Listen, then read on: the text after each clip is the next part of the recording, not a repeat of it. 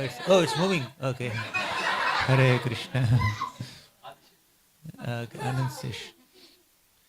So after that, nectar came out. Dhanvantari appeared with a pot of nectar. And the demons came and just immediately snatched away that pot of Amrit and they went away. And the Devatas become very, very disappointed.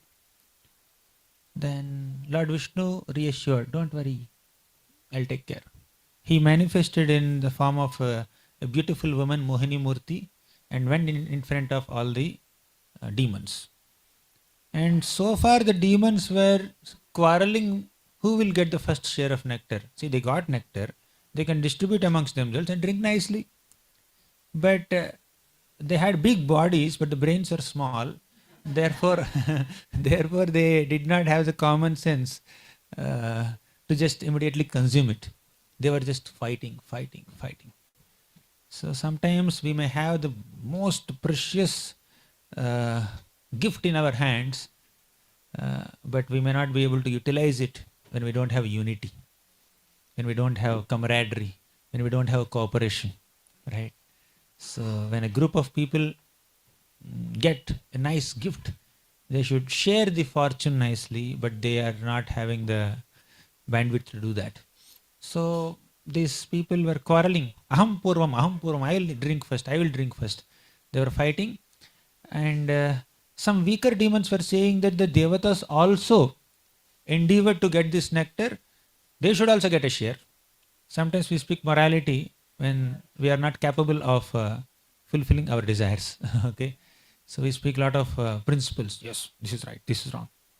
Why? You want to do the wrong thing, you're unable to do, then you choose to do the right thing. So the weak demons are unable to fight with the strong demons and get the share of their nectar. Therefore, they are saying, let's distribute with Devatas also. They never intended to share. So Mohini Murti came there. All these demons got spontaneously attracted to Mohini Murti, and every single demon felt that she loves me. Okay. And just like Krishna, when he lifted Govardhan mountain, all the Vrajavasis were having this experience that Krishna is looking at me only, reciprocating with me only. When Krishna is in the center of this concentric circles we were discussing the other day, right?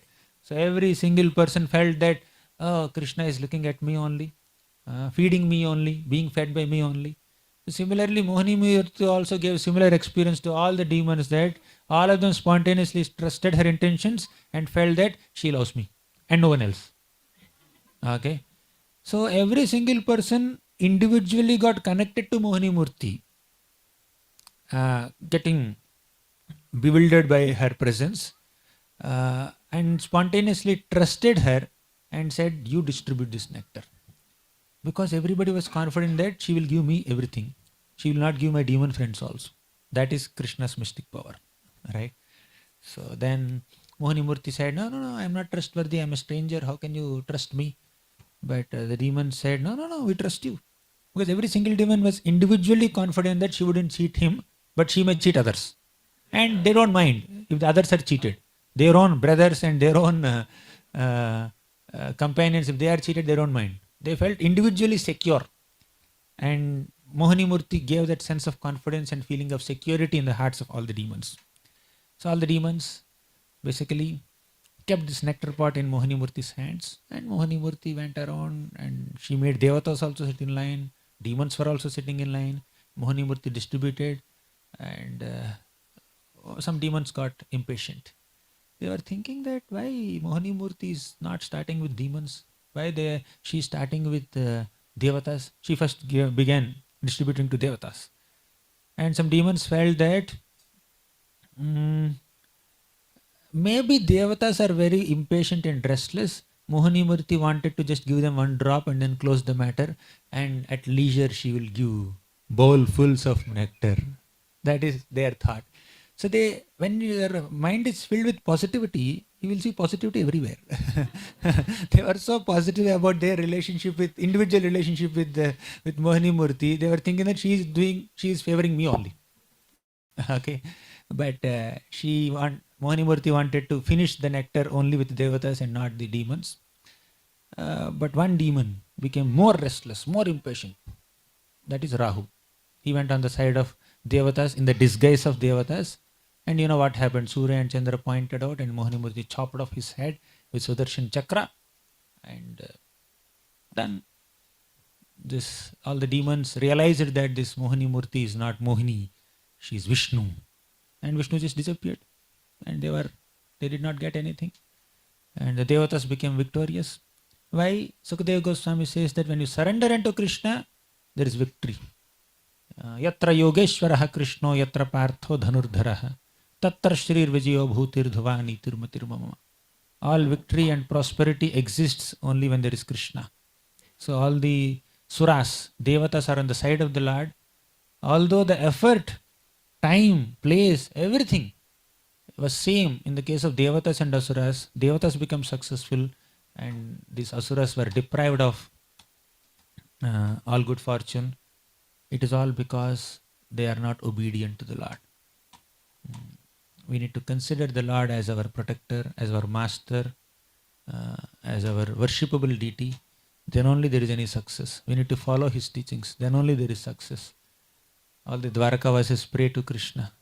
Bhavayanastvam bhava vishva bhavana tvameva mathata suhrutpati pita tvam sadgururnaha paramam cha daivatam yasyanu krutino babhuvima.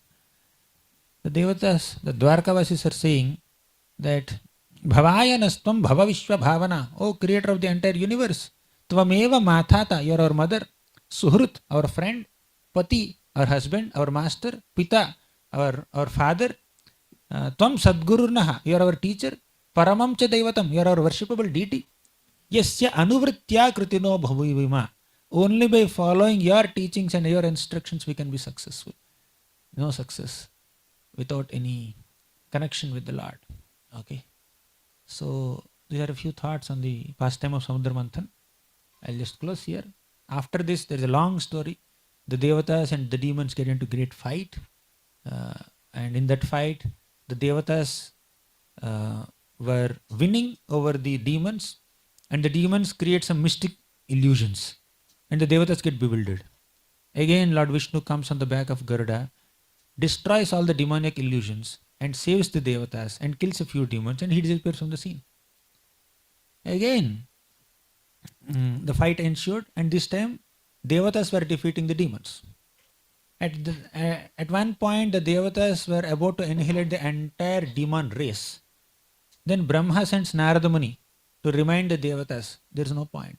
You have attained heavenly planets, you attained Amrit, so better be satisfied, don't kill them. So at this moment, all the Devatas retire and the demons were lying on the battlefield. Some were dead, some were unconscious.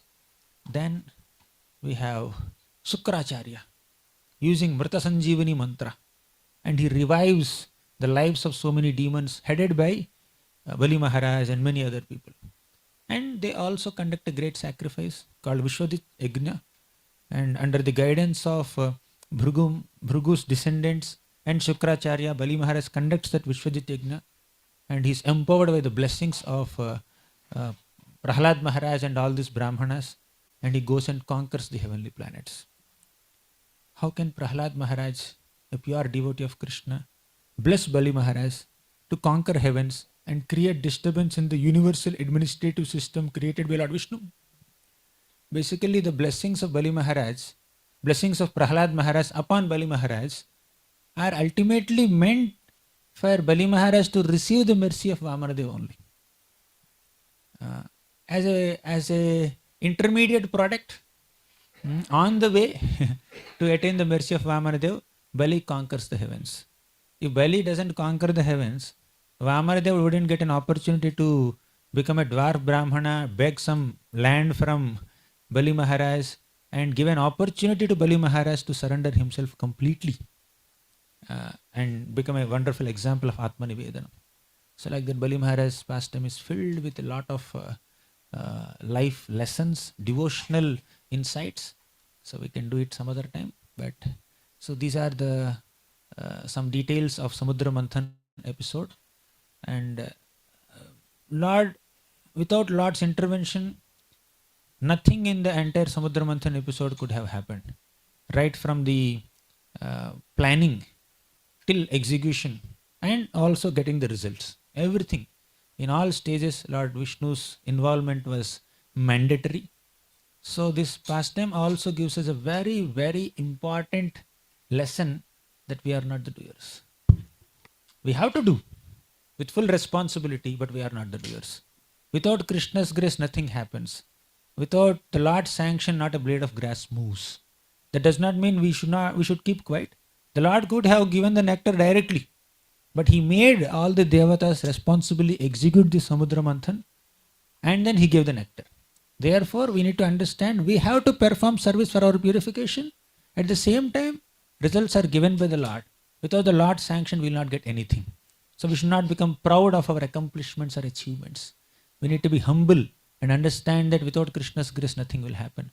If a crow borrows some peacock feathers and puts in its tail and shows that I'm so beautiful, I'm looking so beautiful, so crow is just making a fun of itself. Similarly, our talents are not our talents. Whatever talents, skills, abilities, managerial abilities, or singing abilities, or speaking abilities, or book distributing abilities, or whatever services that we are doing, we are getting opportunity to render that services by Krishna's grace. We are able to render the services by Krishna's grace. The success that we are getting is only by Krishna's grace. So, devotional life, spiritual life is a life of acknowledging Krishna's grace and gratefully accepting opportunities to render service and responsibly executing the services with devotion. That's all we can do. Other things Krishna will take care. So with this I'll conclude. Granthara Srimad Bhagavatam ki jai, Srila Prabhupada ki jai. If you have any questions.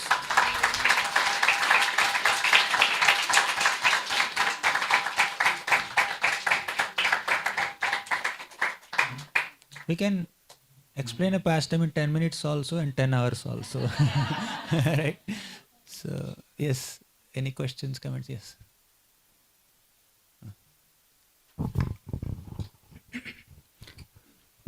Thank you, Prabhu, for the nice class. Prabhu, you were mentioning about how when the demons and the devatas, they got the Amrit, they were still fighting among themselves, although they had the most precious things. In Kali Yuga, as we know that cooperation is most toughest things. So how can we achieve the we can achieve cooperation or camaraderie among devotees when we are doing services? So, cooperation, camaraderie, unity, bonding, all this can be achieved in a community when every individual is committed to imbibe these qualities and demonstrate these qualities. So, you said community, right? Community means there are so many members. Every member should be able to do this. So, if one person wants, one person is doing it, other people are unable to do it, then again things will not move ahead. And many times when we say cooperation, we think that he is not cooperating with me, she is not cooperating with me. Means we expect others to align with our mood, our need, our deed. Okay. So cooperation begins with we cooperating with others. Okay. Cooperation doesn't begin with we expecting others to cooperate. So when we demonstrate these qualities and set the right example, that will inspire other devotees also to imbibe these qualities, right? So we may speak about cooperation, camaraderie, unity, gratitude, compassion, satisfaction, tolerance, humility. All these Vaishnava qualities must be first demonstrated at an individual level, and we need to take initiative to do them ourselves. And we try to set the good example, right example, as much as possible. And then if every individual thinks like that, then the overall things will improve. So that is in our hands. Others' response is not so much in our hands. And we can always emphasize on it in our private discussions, but at the same time, others' response is not in our control. They hear us less and see us more. Okay. So if we demonstrate these qualities, we are announcing about the importance of these qualities more loudly than when we speak about them. When we are demonstrating the principle of cooperation in our activities without mic, people will hear it much loudly. Okay. When we announcing it on mic, they'll hear, but that will have little lesser impact than they personally seeing us do it. So I think it begins with we taking an initiative to do it on an individual basis. Does it make sense, Prabhu? This is one thought. Thank you. Hare Krishna. Any other question or comment? Yes, ma'am.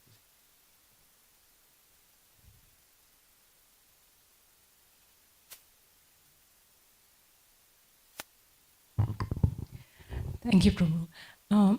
My question is, so like Bali Maharaj pastime, we understand that later on, Bali Maharaj became a Mahajan and his glories are revealed, and then, but still he has to become the Indra of the next Manvantara, and then, he can go back to Godhead.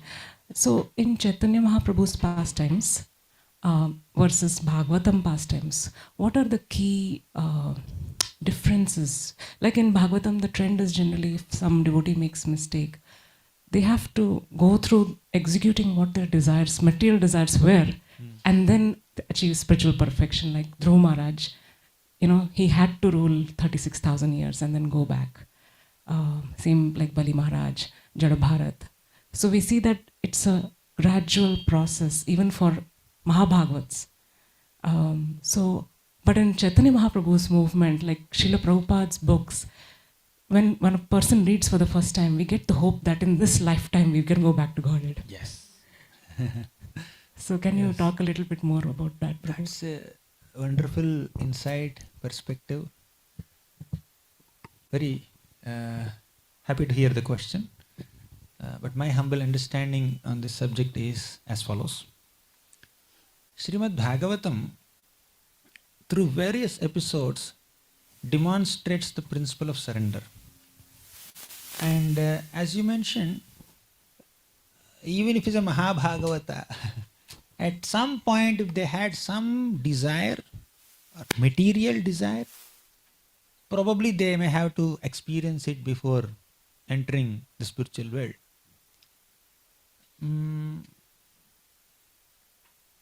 There is another thought from Srimad Bhagavatam only. Dhruva Maharaj, he definitely had the desire to take revenge on his stepmother, Suruchi, and he was envious of his stepbrother, Uttama, and he wanted to sit on his father's lap and throne. And in response to all these emotions or desires of Dhruva Maharaj, Lord Vishnu said, may you rule your father's kingdom for 36,000 years. May your stepmother die in forest fire. May your stepbrother die in the hands of a yaksha. He said all that. When Dhruva was 5 years old, maybe 5.5, 6 months he did tapasya, right? So, but at that age, 5 or 5.5 or 6, whatever you may call, what was Dhruva's response when Lord Vishnu gave those boons? He was feeling so guilty. He was so embarrassed. Why did I maintain such desires? My God, he was disgusted with his own previous mentality. 6 months back, I was so revengeful towards my mother, stepmother. I was envious of my stepbrother. I was desiring for a position superior to great grandfather Brahma also. He condemned himself. He condemned his own material desires. So, apparently, the Lord has fulfilled the material desires of Dhruva. And Dhruva, with great determination, worshipped the Lord. And common people, Janta, outside, they may see that, oh, Dhruva had a determined desire and he attained it. He attained the pole star. He became the prince of pole star. So Dhruva's example is seen by common people as an example of determination to achieve things. One who is determined to accomplish things, achieve things, he is compared with Dhruva, or Dhruva is like role model for him. So at that level, the Lord has given a message of determination to common people. But when you actually read Srimad Bhagavatam, Dhruva regretted for having those desires. And that regret is a result of his sincere abhidheya, sincere practice of bhakti, isn't it? So it's not necessary that a Mahabhagavat devotee has to fulfill his so-called material desires that when he had before becoming bhakta. Dhruva's desire to enjoy material opulence and position superior to Brahma has been smashed, killed, destroyed at the age of 5 only, after 6 months of tapasya only. So much so that he regretted. He began with a material ambition, but the 6 months of bhakti he has done is done with great absorption, and that ambition is forgotten. Lord Vishnu reminded him of that ambition. Otherwise, Dhruva did tapasya, he forgot his material ambition, and he was praying, Bhaktim muhuhu pravahatam tvayi me prasango bhuyadananta mahatam amalashayanam yenan jasolbana murvyasanam bhavabdhim neshye bhavadguna katham mrtapana. I want to become intoxicated by drinking the nectarian glories of your katha, Krishna. I want the association of your devotees. Ya nirvritis tanubhritam tavapada padma dhyanat bhavajjana katha shravanena vasyat sa brahmanisva mahimanyapi nathamabhut kim tvantakasi lulitat patatam vimanat. In comparison to the bhakti-ananda that we attain by meditating on your lotus feet, in comparison to the ananda that we attain by hearing harikatha in the association of your devotees, this svargananda is useless. Brahmananda is useless. He said all that. So, bhakti, his bhakti was sakama bhakti. But Krishna destroyed that sakama and retained that bhakti. Okay? He's a Mahabhagavad devotee, right? So, Bali Maharaj, you quoted the example of Bali Maharaj also. Bali Maharaj is not a sadhana siddha like Dhruva. Bali Maharaj is not a nitya siddha also. He is a kripa siddha. Bali Maharaj received great kripa from his grandfather, Prahlad Maharaj. Prahlad Maharaj was praying to the Lord, my dear Lord, the way you have blessed me, please bless my grandson also. Not out of family attachment, out of his compassion as a Vaishnava. So by the prayers of Prahlad Maharaj, Bali Maharaj developed spontaneous devotion towards Vamanadev. As soon as Vamanadev entered, dwarf Brahmana with some chhatri on his head, with some kamandalu in his hand, with some deer skin on his body, little child, he's coming to Bali Maharaj. As soon as Bali Maharaj saw this darshan of Vamanadev, Bali developed spontaneous devotion and he wanted to offer prostrated dandavats in front of Bali, in front of Vamanadev. But he felt, oh my God, I'm the king of demons, right? I'm the king of demons. I won't be able to offer obeisances in front of everyone like this to this Lord. So he was seeing the boy not as a Brahmana. He was seeing the Lord as Lord. And he had intense loving emotions for the Lord. But he had to control the emotions because of the public. But later he thought, oh, he's a Brahmana and I'm a Kshatriya. No point, no problem if I offer obeisances or wash his feet also. He took the opportunity to wash the feet of Brahmana, Vamanadev. So as soon as he saw, even before he surrendered himself to Vamanadev, as soon as Bali Maharaj saw Vamanadev, he surrendered himself. He is an example of the principle of Atmanivedanam, right at the moment of his darshan of Vamanadev. After that, he offered all the three worlds. After that, he even offered his own self by allowing Vamanadev to put his feet on his head. And Lord told that you can become Indra in the next Manvantara, not necessarily because Bali Maharaj had a material desire to become Indra. The Lord appoints his pure devotees to perform some services. Did Yudhishthir Maharaj have a material desire to become king of Hastinapur? Did Parikshit Maharaj had a material desire to become the king of the planet? So none of them had. Prithu Maharaj, no. So the Lord appoints some of his pure devotees to manage the affairs of this material world. That's a service, right? It's not that they have a zeal to rule. They only had a zeal to serve Krishna, and this is the service that Krishna wants them to do for a little while. On the scale of eternity, one Manvantara is insignificant. It's like 1 second. So do this service for a second. for one mantra. A little portion of one of my breathing periods. That's all. And you come to spiritual world, right?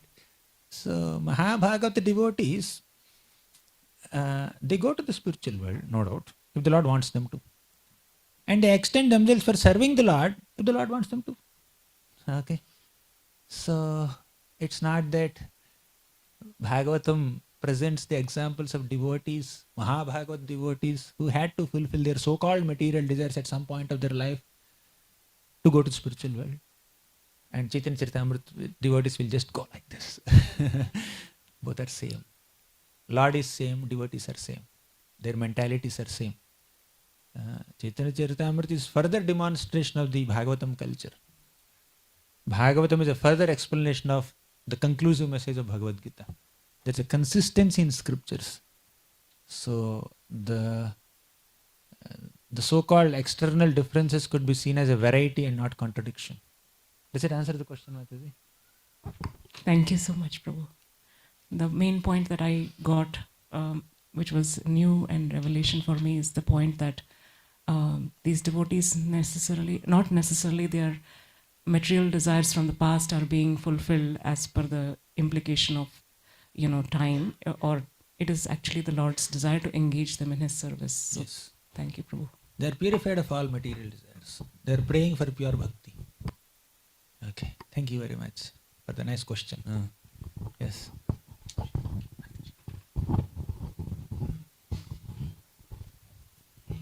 Prabhu. Okay. No. Whoever. I don't know. You decide. Hare Krishna. So Prabhuji, I just wanted to ask because you have so much taste for Bhagavatam. So I wanted to know how to approach Bhagavatam and how to approach the holy name. Yeah, it's a long question. Maybe you can read that second chapter of the book, Mode of Studying Scriptures. Okay. We need to approach Bhagavatam as a servant, begging, as a beggar, begging for inspiration to develop Krishna Prema, begging some inspiration to serve Krishna, not in the mode of scholarship or an academician. We can see Bhagavatam or any devotional literature from a historical perspective, analytical perspective, linguistic perspective, grammatical perspective. But we should not miss the devotional perspectives there.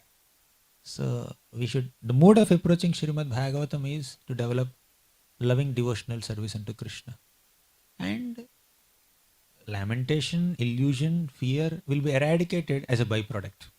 Yasyam vaishruyamānāyam Krishne paramapurushe bhaktirutpadyate pumsaha shoka moha bhayapaha.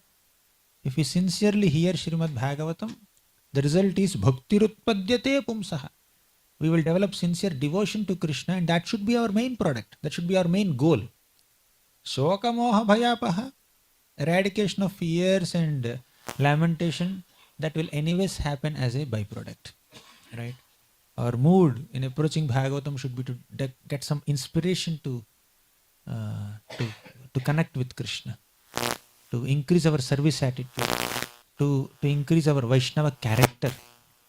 Let us develop nice, exemplary Vaishnava qualities by hearing Bhagavatam, by studying Bhagavatam. Okay. Same is the case with holy name. Right? Goal of life is Krishna Prema. All the sadhana that we are doing, the 5 potent forms of bhakti, whether it is Bhagavatam or holy name or Dham Darshan or Vaishnava Seva or deity worship, the goal is Krishna Prema. The mood should be to develop Krishna Prema. Okay? The 5 potent limbs or 9 processes of Shravanam, Kirtanam, Smaranam, Pada Sevanam or 64 limbs of bhakti. All these have to be done with the one and only goal of Krishna Prema. Our mood should be to develop that inspiration to get that Krishna Prema. Okay. Makes sense, bro? Hari Hari. Yes, sir. Hare Krishna Prabhuji.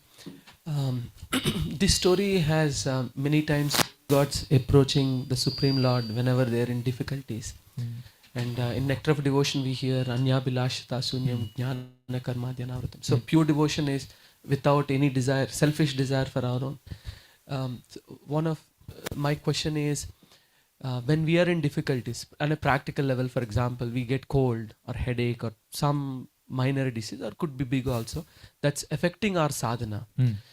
Uh, what are some of the components in our prayer to the Supreme Lord, while also uh, keeping the attempt to continue doing pure devotional service only, but at the same time, can we pray to the Lord in any way to relieve us? I mean, these distresses we know Krishna kindly gave us so we can surrender deeply, but some of these difficulties, in one sense, prohibit or inhibit us from surrendering. So, if you can Yes. kindly give us.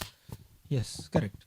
So Prabhupada writes in his purports of the third chapter of 8th canto, that Gajendra episode, and also in Uttara's episode, in the first canto, he says that generally pure devotee doesn't ask Krishna anything.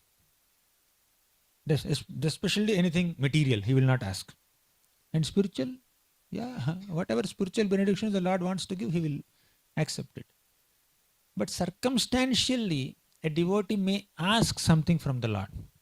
Okay. So that doesn't put the devotee out of the realm of pure devotional service, anyabhilashta sunya. So what is that case?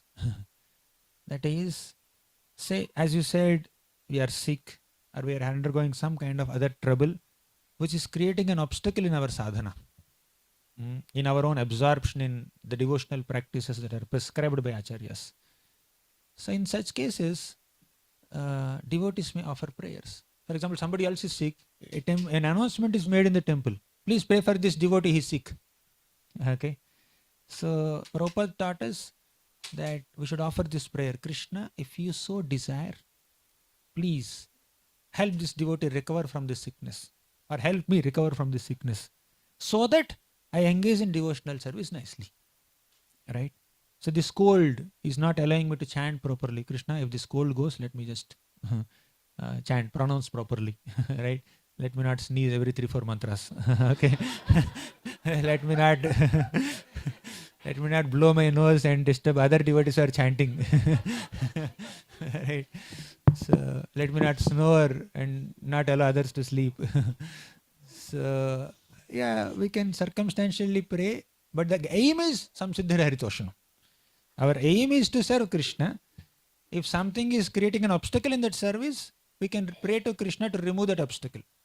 If the aim is only to regain health so that I can engage in my sense gratification in a better way, then that's different. Okay, that becomes sakama. Okay. So in that Anyabhilashta Sunyam purport, I think Jiva Goswami, Rishnachakra Thakur, one of them writes that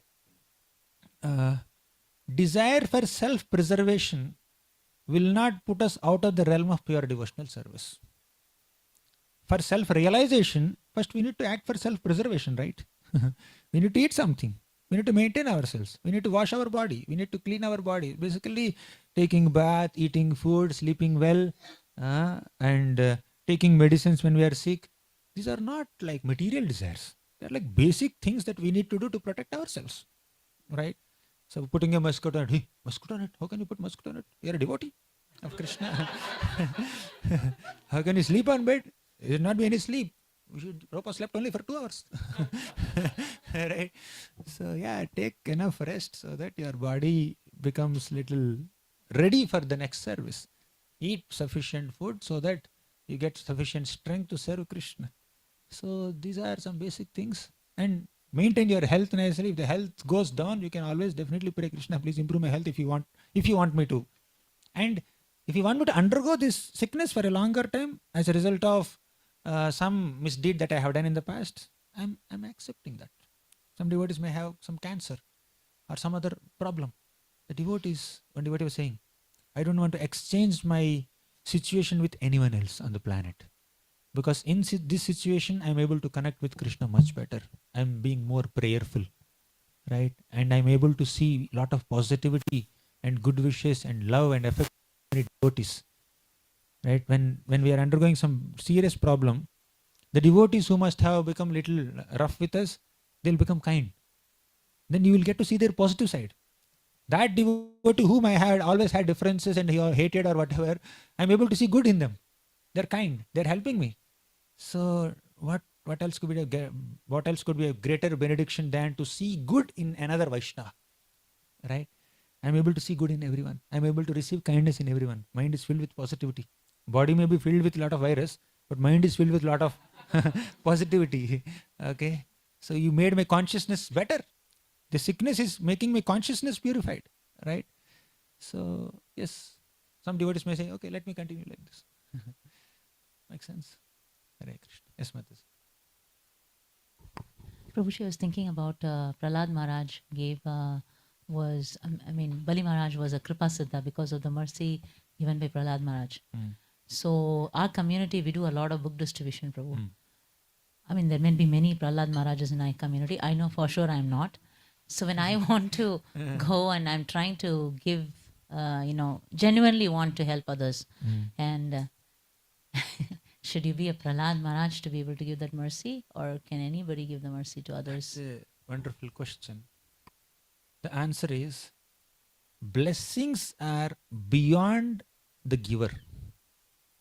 Means you may bless somebody beyond your capacity also. What does it mean? What is a blessing basically? It's not a, I bless you to become Bali Maharaj, right? May you be you receive my kripa, become a kripa siddha. I bless you to become Prahlad Maharaj. Narad Muni blessed him, right? I bless you to become Bali Maharaj. I bless you to become Sridhar Kolavecha. People may not want that. I don't want to sell banana leaves. Right? Yeah. If they say, may you become Parikshit Maharaj, yeah, I accept. So it's not that we bless somebody. Blessing is basically a sincere desire of a devotee that we should flourish in devotional service. If you are sincerely praying that this boy Keshav should become like great Prahlad Maharaj or a Mahabhagavat devotee, okay, that sincere prayer, sincere desire that you have, not even prayer, sincere desire, will make him Bali Maharaj, will make him Prahlad Maharaj, will make him Mahabhagavat devotee, right? So, like, sometimes we may not be Mahabhagavat devotees, but we sincerely desire that may I see this devotee flourish so nicely in this devotional service. Krishna will take that sincere, selfless desire seriously and bless that person. We may not have we may be here only, they may be there. Prabhupada writes in Kunti episode, Dhruva episode. By the strength of one of my disciples, I may go back to Godhead one day. Right? Like Suniti was going to the spiritual world when Dhruva desired that, right? So Dhruva may not be able to book a flight to Vaikuntha for Suniti, in the name of Suniti, and mother, this is the boarding pass. He may not be able to do that, but he desired. And Suniti went. Of course, Suniti herself is a great devotee, no doubt about it. Okay, and but sometimes some people whom we may have externally brought to Krishna consciousness can become more exalted devotees than us also, right? So we should maintain that pure heart, loving heart towards all living beings, and sincerely pray for them and desire that they advance in devotional service and come closer to Krishna. So those pure desires offered by a sincere devotee will definitely act as blessings upon common people, and they can become so exalted devotees more than the person who prayed for them also, right? So blessings are beyond the giver of blessings, right? Apparently the person is a giver of blessing, but the blessing is basically heartfelt desire that another devotee should flourish in bhakti. So, and blessings are also received like that.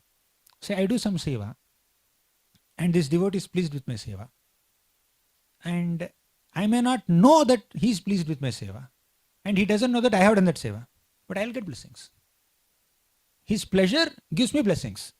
He may not know me, I may not know him. Paramatma network is there, very strong. Okay, Paramatma network will ensure that whatever service that we have done sincerely, and if that service has given blessing to some other Vaishnava, and that Vaishnava's pleasure will act as a blessing upon me. Because it is on spiritual plane, not material plane. It need not be verbally said. It's not that they have to mail you, okay, so and so at gmail.com. I am giving you these blessings. I have these prayers. I am transferring this much of spiritual credits into your account. Okay, it doesn't work like that. It's all on a spiritual plane, totally spiritual plane. And even spiritual master also understands our moods and deeds, and whatever he needs to know about us will be known to him through through the spiritual network of super soul. Apparently, there may not be any much acknowledgement. Apparently, interaction may be less, but spiritual master understands a disciple's activities or mentalities or service contributions and devotional activities through the medium of super soul. Right? It's all spiritual connection, spiritual blessings. Does it make sense, Mathuja? What's the time now? When to stop? Please tell me. Achyut Kumar Prabhu.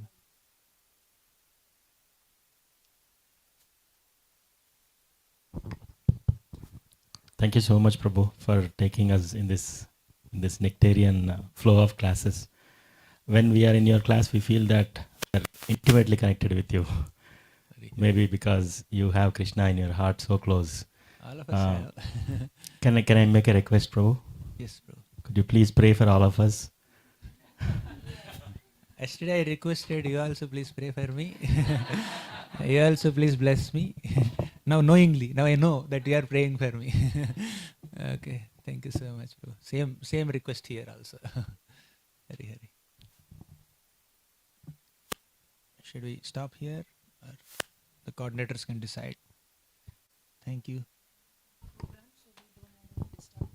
Yes.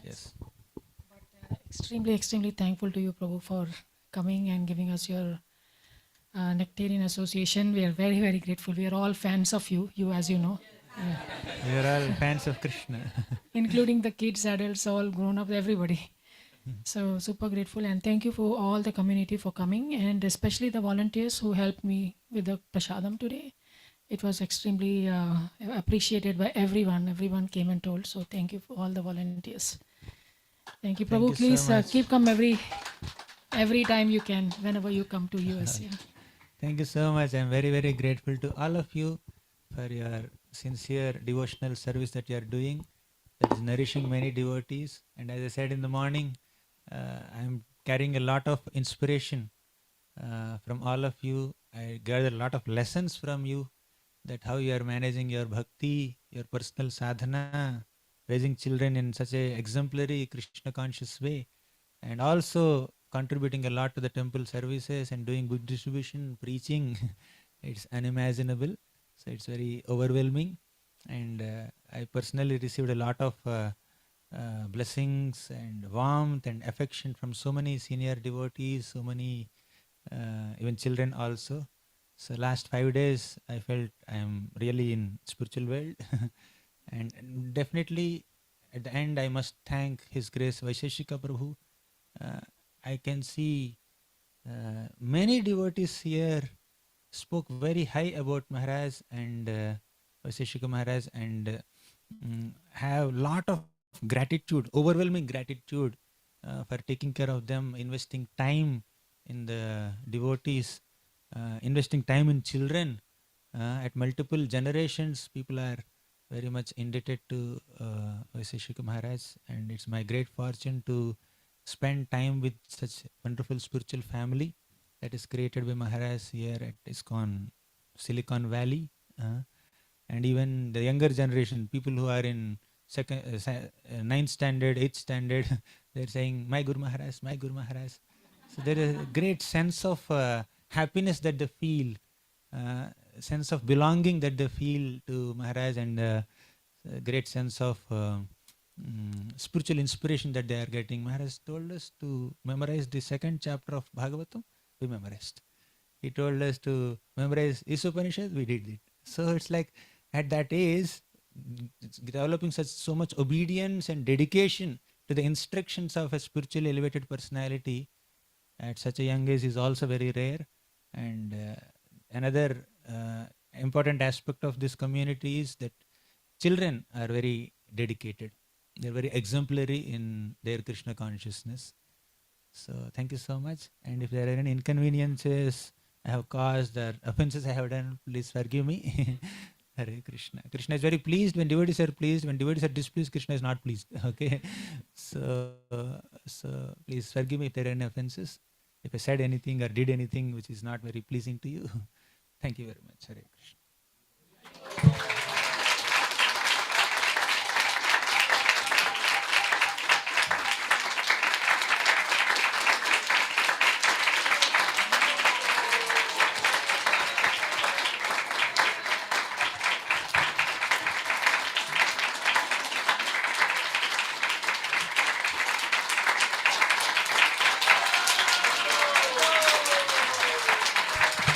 Getting late for the sender feast. Claps are delaying the sender feast.